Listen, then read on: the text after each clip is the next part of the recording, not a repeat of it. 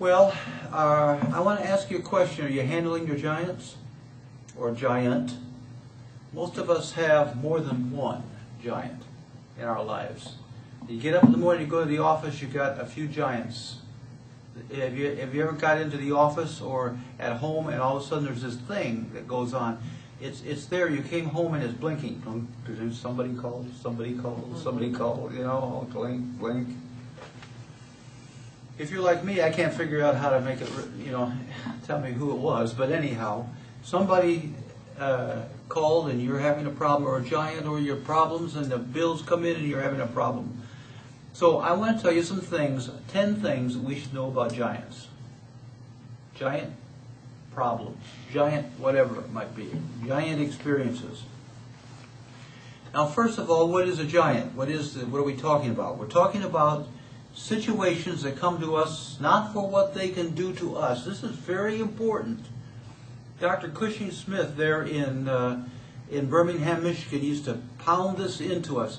Situations come, these giants come to us, not what they can do to us, but what we can do to them.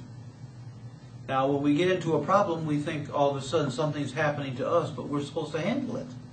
See, that's the situation. But we don't want to handle it. It's just easier to let, well, it'll just work out, but it won't. 2, giants always appear to be taller than we are. Goliath was 10 feet tall. Now that's pretty tall because the average Jew in that time would probably be no larger than 5'2". I would say then we're stretching it. So somebody that's 10 feet tall and is kind of a nasty character would be very frightening to everybody. And so these giants, when they come to us, they always seem a lot taller than we are. And we have to look up to them. See, that's the mistake. That's the mistake. Because it is an illusion that they are taller than we are. 3, giants will try to outlast us, and if we do nothing about it, they will. Giants don't just go away. Got that? Giants don't just go away. They don't just dissolve into thin air. They're not just beamed over someplace. And if we don't do something about them, they will get taller and larger and wider and more verbal. It will continue. Now, giants will always do one thing. They'll try to outlast us. Did you notice in a responsive reading that Goliath was on the scene 30 days? Every day, every morning, he would come out and do all of this stuff. He'd talk to them and yell at everybody and swear and, you know, your God is no good. And, you know, why it's nothing. You know you can't do anything about this situation. So a giant will try to outlast us. And so if we do nothing, it will. And giant situations are always very loud. Number 4. Number 4, giant situations are always loud, boisterous, and threatening. When you get into a situation, it's always alarming, isn't it? Very alarming. I was aware of a man that went to the doctor for a general, just a physical checkup. And the doctor took blood tests, and when he did, they found cancer in the bloodstream. Now, the man was a somewhat student of metaphysics, kind of, and he immediately, though, knew that what was going to have to happen, they gave him 3 months to live, what was going to have to happen, something was going to have to intervene with this situation. So the situation was very loud, it was very boisterous. It was, you better, as the doctor said, you know, with his finger, you better get your affairs in order. Why? Because you're going to die.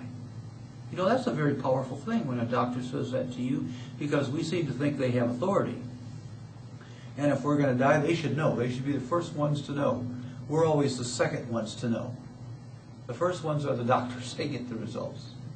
So this man finally decided that there wasn't really a whole, they were going to give him therapy, and they did for about 1 month into this. and said that nothing was happening. The man, I did not see the man for a very long time. I thought he passed on because I went from Birmingham, Michigan up to St. Louis, Missouri. So I did not hear anything about him. But when I got contact, a year later, from a mutual friend, I asked him about this man. I said, did he pass on? He said, oh heavens no, he's on vacation down in Florida. Now I didn't get the whole picture of what happened. But the man refused the boisterous, loud talk of the diagnosis. Because that's exactly what it was, a loud, boisterous diagnosis. Now, giants, they always feed on panic, fear, and doubt. Panic, fear, and doubt. That's the three things that they did. Let me turn this one off, and I'm going to turn this one on. I'm getting a lot of feedback. Panic. First thing that happens when you get into a situation is you begin to panic. What can I do? What will happen? What will happen to me? A young lady talked to me just not too long ago. She had a set of twins. The father had died in an auto accident. She was now diagnosed with leukemia. And the twins were about 5. And she said, dying is not an option. Dying is not an option. So I talked with her about that and said, no, it doesn't have to be an option. And we talked about God, and she's still alive as far as I know today. Giants always are putting you into slavery. Goliath says to Israel, well, I'll make a deal with you. If you fight me, and I win, then you will become our slaves. But if you win, we'll become your slaves. Giants are always trying to put you into some kind of slavery. Money affairs, finances, health, whatever it might be, personal relationships that don't work out. And you're just panic-stricken, and they want to put you into a slave. You wake up in the night, oh, what am I going to do? Have you ever done that? I've done it. You wake up out of a dream in the morning, and all of a sudden you begin to remember the problem, and you're almost in a state of panic. Number 7, treatment, prayer, kills the giants, because the treatment is the stone in David's sling. Tell me, somebody explain what a treatment is.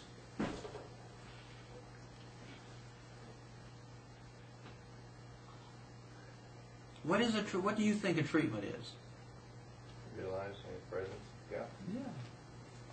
Very simply, that's exactly what it is. And making it personal to the situation, and making it personal to the person that you're praying with and for yourself. See, actually, in reality, the only thing that you need to worry about is you're healed of the belief. You can't really change anybody else. If they're bound to die, or they're bound to be financially in problems, they will be that way.